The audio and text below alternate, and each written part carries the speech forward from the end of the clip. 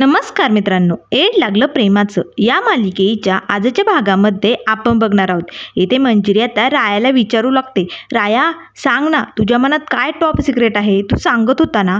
तेव्हा लगेच राया आपले डोळे चोळू लागतो आणि म्हणू लागतो, विठू माऊली काय विचारतोयस तू? अरे तुला तर सगळ्या जगाबद्दल माहिती असते हो की नाही? मग माझ्या मनात काय चालू हे तुला नक्की माहिती असेल ना, मग कशाला विचारतोय? तेव्हा लगेच आता मंजिरी म्हणू लागते, अरे पण तुझ्या तोंडून सांग ना, तुझ्या मनात काय आहे ते. तेव्हा लगेच आता राय म्हणू लागतो, माऊली मी किती वेळेस सांगू, मला खूप भूक लागले, खूप भूक लागली, त्यामुळे ना मला जेवायला हवंय, मला काय बी माहिती नाही. तेव्हा मंजिरी म्हणू लागते, याचा अर्थ तुझ्या मनात काहीच नाहीये का? तेव्हा लगेच राय म्हणू लागते, विठुराया सोड की ते सगळं, माझ्या पोटात ना कावळे कोकायले, त्यामुळे मला जेवायला हवंय माऊली, असे आता राया इथे मंजिरीला म्हणत असतो. तेव्हा मंजिरी मनाशीच म्हणू लागते, याचा अर्थ रायाच्या मनात काहीच नाही, मी उगच काहीतरी वेगळाच अर्थ समजवते. बरं झालं, पण आता एवढ्या रात्री याला काय खायला देऊ? हा तर सारखं जेवायला मागतोय, याला घरी घेऊन जाऊ का? पण जर मी याला घरी घेऊन गेले आणि जिजीने बघितलं तर? नाही नाही नाही, खूप अवघड होऊन जाईल. काय करू मी? मला ना काही समजतच नाही. पण याला खूप भूक लागली, याला काहीतरी खायला द्यावंच लागेल. तेव्हा लगेच मंजिरी तर रायाला म्हणू लागते, राया चल मी तुला माझ्या घरी घेऊन जाते. आता मात्र राया तर डोक्यालाच हात लावतो आणि म्हणू लागतो, काय बोलतोय विठुराया तू? अरे तू मला तुझ्या घरी नेणार? डायरेक्ट वैकुंठात? नाही नाही, नको नको, वैकुंठात मी नाही येणार बाबा, मला इकडे खाली खूप काम आहे. आता मंजिरीला मात्र रायाच्या बोलण्याचं हसू येऊ लागतं. तेव्हा लगेच आता मंजिरी म्हणू लागते, नाही नाही, तुला भूक लागली ना, मग तुला जेवायला नेणारी माझ्या घरी. तेव्हा राय म्हणू लागतो, माऊली डायरेक्ट वैकुंठात? अरे बापरे, पण मी जेवण करून खाली येणार हा. कसं आहे ना, मला ना मिस फायरला मदत करायची विठुराया, कसं आहे ना, तिला त्या घोरपड्यापासून वाचवायचंय, मला खूप काम आहे इकडे, त्यामुळे जेवण केलं की मी वैकुंठातनं सरळ खाली येणार, चालेल? तेव्हा मंजिरी म्हणू लागते, हो हो, तू सरळ घरी चल बरं पटकन, असे म्हणून आता मंजिरी रायाचा हात धरून त्याला ओढतच घरी घेऊन जाते. आता मात्र तिला रायाच्या बोलण्याचं खूपच हसू येत असतं. त्याच वेळेस तिच्या लक्षात येतं, पण घरी तर सर्वजण झोपले असेल, आता काय करू? तेव्हा लगेच ती रायाला पुन्हा तिथे ओट्यावरती बसवते आणि रुजिताला फोन लावते. आता लगेच रुजिता फोन उचलताच मंजिरी म्हणू लागते, रुजू मी ना घरी येते, तू दरवाजा उघडशील का प्लीज? तेव्हा रुजिता म्हणू लागते, हो, त्यात काय एवढं अवघड आहे? तेव्हा मंजिरी म्हणू लागते, अगं मी रायाला घेऊन घरी येणार आहे. तेव्हा रुजिता म्हणू लागते, काय? अगं म्हणजे तू वेडी झाली की काय? रायाला कशाला घरी आणतेस तू? तेव्हा लगेच मंजू म्हणू लागते, अगं रुजू, रायाला खूप भूक लागली आणि तो ना सध्या ना नशेत आहे ग, त्यामुळे ना त्याला ना काहीतरी खायला द्यावंच लागेल, तशी ना त्याची ती गुंग उतरणार नाही, त्यामुळे प्लीज रुजू काहीतरी कर ना ग माझ्यासाठी. तेव्हा रुजिता म्हणू लागते, हे बघ मंजू, हे खूप रिस्की काम आहे, तू कशाला आणतेस त्याला घरी, आणि जिजीने कोणी बघितलं तर? तेव्हा मंजिरी म्हणू लागते, हे बघ रुजू, माझ्यासाठी एवढं कर ना ग प्लीज, तरच सगळं काही ठीक होऊ शकते, नाही तर हा रायाना असा शुद्धीत येणार नाहीये. तेव्हा रुजिता म्हणू लागते, ठीक आहे, मी गुपचूप उघडतो, तू लगेच आहे. त्याच वेळेस मंजिरी आता रायाला घेऊन इकडे घरी आलेली असते. तर आता रुजिता हळूच दरवाजा उघडताच आता मंजिरी लगेच रायाला आतमध्ये घेऊन येते आणि तिथे सोप्यावरती बसवते. तेव्हा रुजिता म्हणू लागते, अगो किती दारू प्यायलाय हा, पण वास तर काहीच येत नाही, मग एवढी कशी चढली याला दारू? तेव्हा मंजिरी म्हणू लागते, अगं दारू नाही प्यायलाय तो, जयने ना त्याला कसलं तरी इंजेक्शन दिलंय नशेचं, म्हणून तो असा नशेत गेल्यासारखा वागतोय, त्याला खूप भूक लागली, आपल्याला त्याला काहीतरी खायला द्यावं लागेल. तेव्हा लगेच रुजिता म्हणू लागते, पण हा बसेल नाही ते? तेव्हा मंजिरी म्हणू लागते, हो, आपण पटकन याला जेवण घेऊन ये, असं म्हणून आता दोघेही आतमध्ये निघून जातात. आता मात्र राय इथे सोप्यावरती बसलेला असतो. आता लगेच तो डोळे उघडून बघू लागतो आणि म्हणू लागतो, अरे बापरे, वैकुंठात आलोय आपण, पण देव मला सोडून कुठे गेला? अरे देवा कुठे तू? असे म्हणून आता राया इथे मंजिरीला आवाज देऊ लागतो. त्याच वेळेस आता राय म्हणू लागतो, जाऊ दे, देवाने आपल्याला वैकुंठात आणण्याचं काम केलंय ना, मग इथे येऊन जेवण शोधण्याचं काम आपलंय, त्यामुळे आता जेवण शोधावं तर मलाच लागेल. देवा तू तुझं काम कर, मी माझं जेवण करण्याचं काम करतो. असे म्हणून आता लगेच राया उठतो आणि हॉलमधनं इकडे किचन शोधू लागतो. तेव्हा लगेच तो मनाशीच म्हणू लागतो, पण वैकुंठाचं किचन कुठे आहे? कुठे वैकुंठाच्या किचनचा दरवाजा? असे म्हणून आता सगळे दरवाजे बघू लागतो. राया मात्र खूपच गुंगीत असल्यामुळे त्याला धड चालताही येत नसतं. तेव्हा लगेच आता तो इकडे शशिकलाच्या रूमकडे वळतो आणि म्हणू लागतो, हो, हाच आहे वैकुंठाच्या किचनचा दरवाजा, आता इकडे जाऊन मी मस्त मस्त खाणार बरं का, खूप भूक लागली रे देवा. असे म्हणून आता लगेच राया इथे शशिकलाच्या रूममध्ये येतो. आता शशिकला आणि ईशा इथे बेडवरती झोपलेले असतात. तेव्हा लगेच राया त्या दोघींना बघून म्हणू लागतो, अरे बापरे, देव झोपला इथे. नाही नाही नाही, मला असं देवाला उठवायचं नाही या, नाहीतर देव माझ्यावरती भडकेल, चिडेल. मला शांततेत काहीतरी खायचं शोधावं लागेल. देवाला उठवायचं नाही आहे राया. असे म्हणून आता तिथेच मेकअपचं सामान ठेवलेलं असतं. त्या आरशाजवळ राया जातो आणि म्हणू लागतो, नक्की इथे काहीतरी खायचं ठेवलेलं असेल. असे म्हणून आता राया ते सगळं खायचं शोधू लागतो. त्याच वेळेस आता लगेच त्याच्या हातनं काहीतरी खाली पडतं आणि आवाज होतो.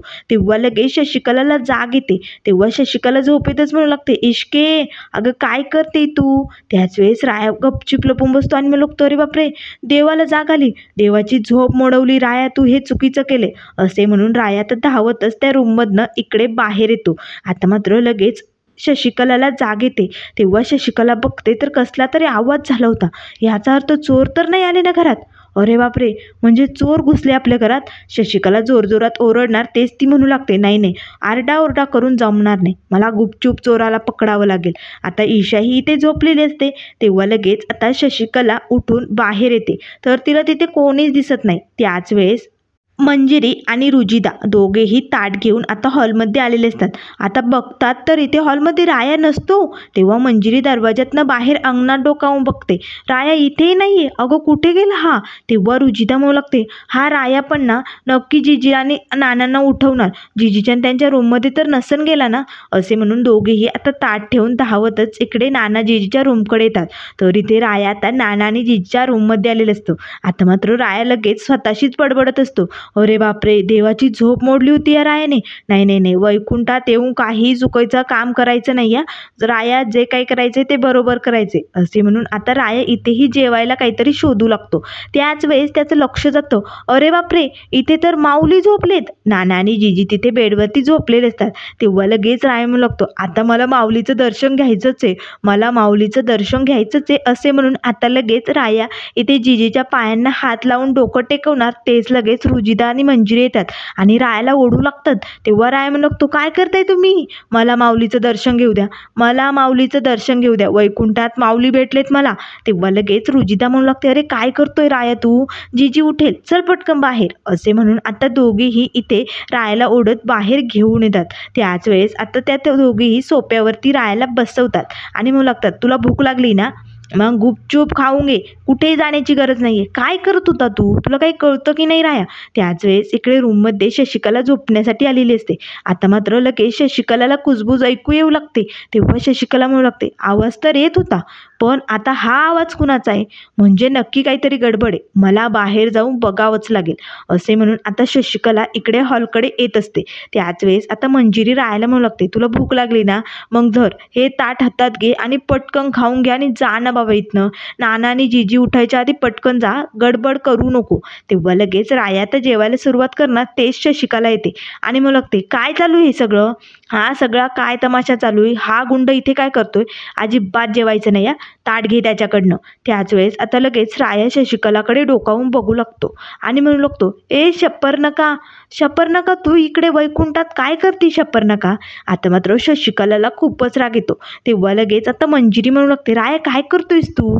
तेव्हा लगेच राया उठून शशिकला जवळ जातो आणि म्हणू लागतो, तुझं नाक जागेवरती कसं आहे, लवकर सांग, तुझं नाक जागेवरती आलंच कसं. तेव्हा शशिकला म्हणू लागते, ए गुंडा, एवढी दारू ढोसली, काय दिसतंय का नाही, समजतंय की नाही, याचं पण भान नाही, काय बोलतोयस तू. तेव्हा राया म्हणू लागते, शप्पर नका, तुला सांगून ठेवतो, इथे वैकुंठात तुझं काही काम नाही, तुझं ना नाकच कापतो मी, थांब आता. असे म्हणून रायाताई ते शशिकलाच्या पाठीमागे धावू लागतो. शशिकलाही आता गोल गोल भिंगत असते. आता मंजिरी रुजिदा रायाला थांबवण्याचा प्रयत्न करते. तेव्हा शशिकला आता जोरात ओरडते, जाऊबाई मला वाचवा, जाऊबाई मला वाचवा. इकडे आता ह्या आरडाओरडाने नाना आणि जिजीला जाग आलेली असते.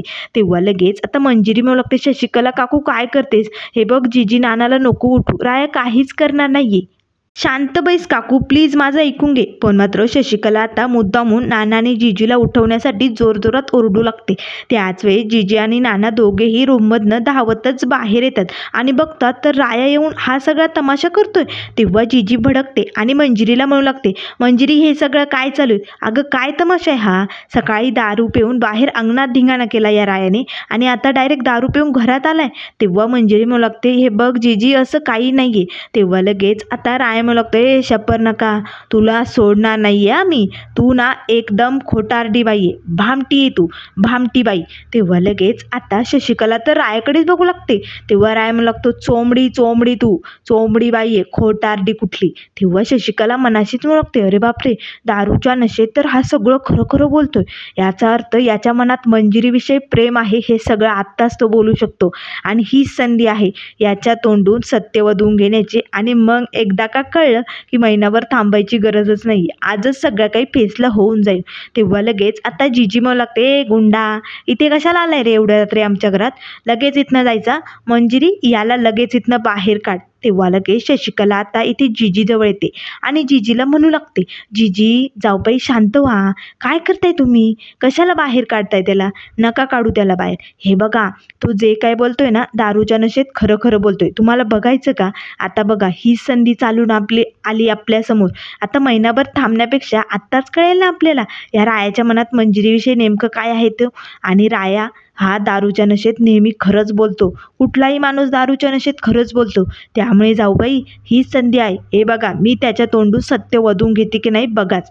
तेव्हा लगेच आता शशिकला रायाजवळ येते. तेव्हा राय म्हणू लागते, खोटारडी बाई, शप्पर नका, तू एकदम खोटारडी आहे बरं का, चमची कुठली. तेव्हा लगेच शशिकला म्हणू लागते, ए गप्प बैस, तुला एवढं कळतं का रे लोकांविषयी? मग या रुजिदाविषयी सांग, हिच्याविषयी काय माहिती तुला, सांग बरं, कशी आहे ही ती? तेव्हा लगेच राया तर रुजिदाकडे बघू लागतो आणि म्हणू लागतो, एक नंबर भारी पोरगी ही, माझी बहीण आहे खरंच, हिच्यामुळे मला एक भाची मिळाली. कुठे माझी भाची? तेव्हा रुजिदा मात्र आता डोळे भरून रायाकडे बघू लागते आणि म्हणू लागते, राया तुझी भाजी झोपली. तेव्हा लगेच राया म्हणू लागते, एकदम गोड आहे, एकदम गोड आहे माझी बहीण.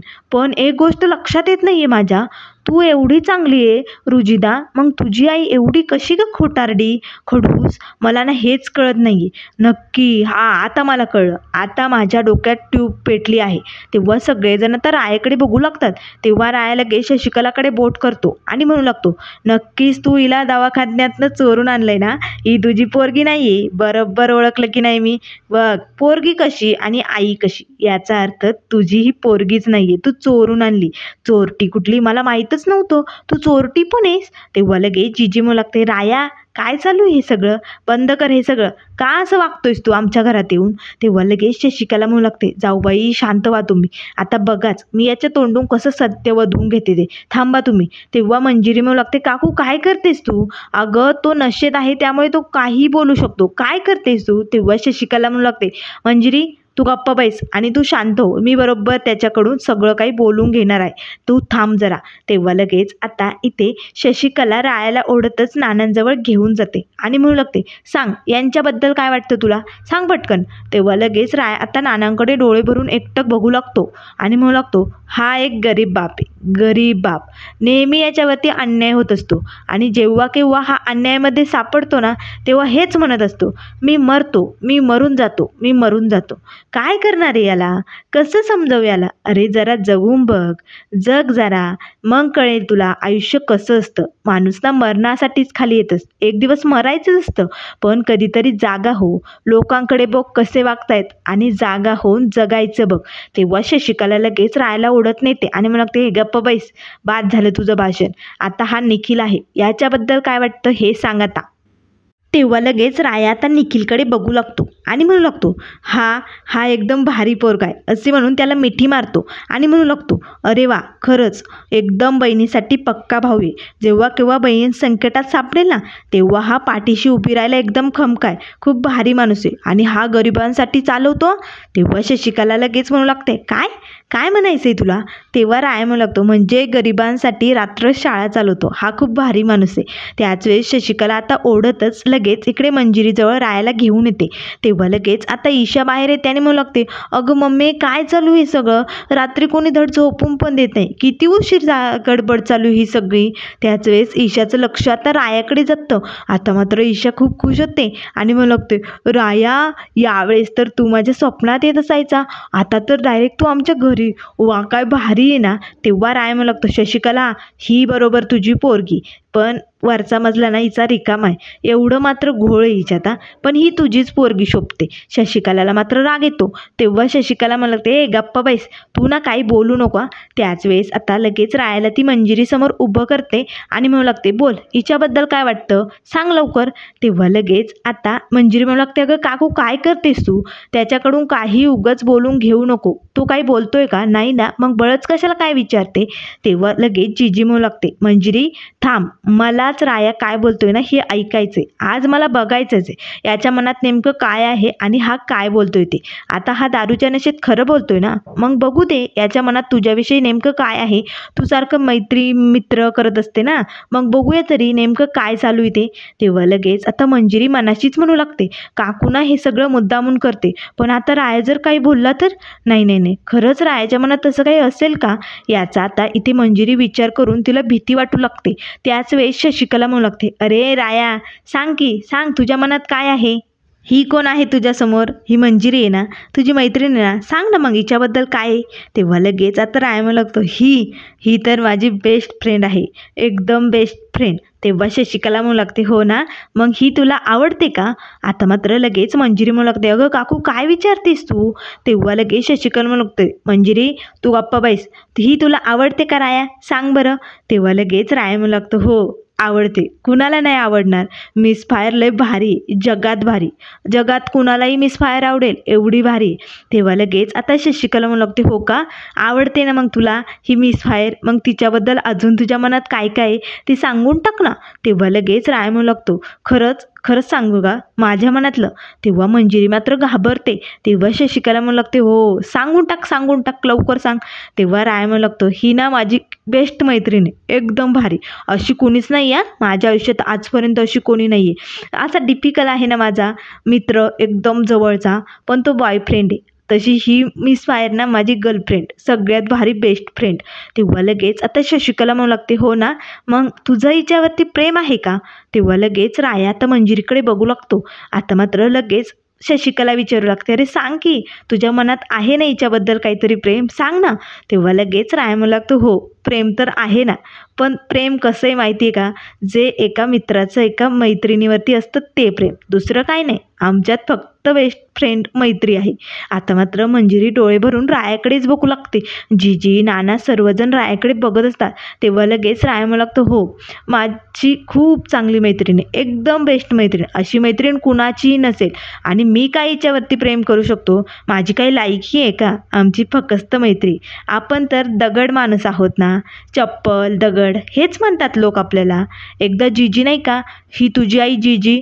आता लगेच राया जीजीकडे बोट करतो आणि म्हणू लागतो, ही जीजी एकदा म्हणाली होती की या मिस फायरला दगड बांधून इरीत ढकलून देईल, पण माझ्याबरोबर लग्न नाही लावून देऊ शकत, तसाच आहे मी, बरोबर बोलते जीजी, या घाण माणसाबरोबर गुंड माणसाबरोबर कोण लग्न लावून देईल. आपण नवरा नाही होऊ शकत, पण एक सच्चा मित्र होऊ शकतो. खरंच एक मित्र म्हणून माझं मिस फायरवरती खूप प्रेम आहे मैतरचं. तेव्हा आता शशिकला जीजी सर्वजण रायाकडेच बघू लागतात.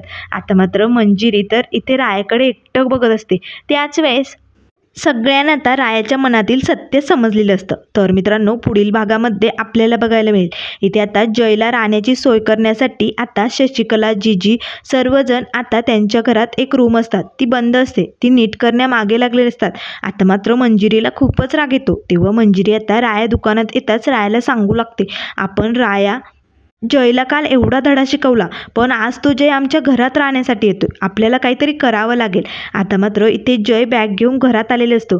तेव्हा लगेच आता दरवाज्यात येतात जय म्हणू लागतो, आता मंजिरी, राया, तुम्ही कितीही प्रयत्न करा, पण मी तुमच्या नाकावर टिच्चून या घरात राहायला आलोय आणि आता अशी जिरवतो की नाही बघाच. त्याच वेळेस आता मंजिरी औक्षणाचं ताट घेऊन येते आणि जयचं औक्षण करू लागते. तेवढ्यात आता राया तिथे येतो. रायाने आता तोंडाला मास्क लावलेला असतो.